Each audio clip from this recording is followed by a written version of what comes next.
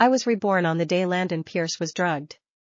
But this time, instead of being his antidote, I dialed the number of the woman he loved, Lydia Rowan. In my previous life, I had fallen for Landon, the man who raised me.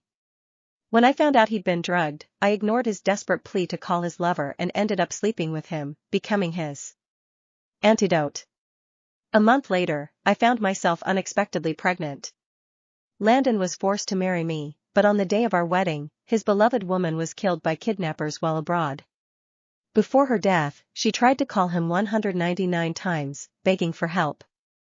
But Landon, preoccupied with the wedding, never answered a single call. Afterward, he stared at those 199 missed calls in silence, never speaking a word. Then, when I went into labor, he locked me in the basement. I begged him to take me to the hospital, but he just smiled cruelly, watching as I suffocated, unable to give birth. Just before I died, I heard him say, "If you hadn't gotten pregnant, I wouldn't have been forced to marry you. If you hadn't taken her place, I would have answered Lydia's calls. You deserve to die."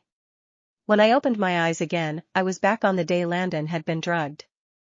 "Mira, hurry up and call Lydia." Hearing those familiar words again, I suddenly realized I had been reborn.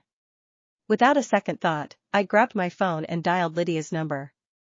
Landon's face flushed red, his gaze burning as he looked at me. In my past life, I had made the mistake of giving in to that look, which led to my tragic end. This time, I turned away from his gaze and quickly left his room. "Landon, just hold on.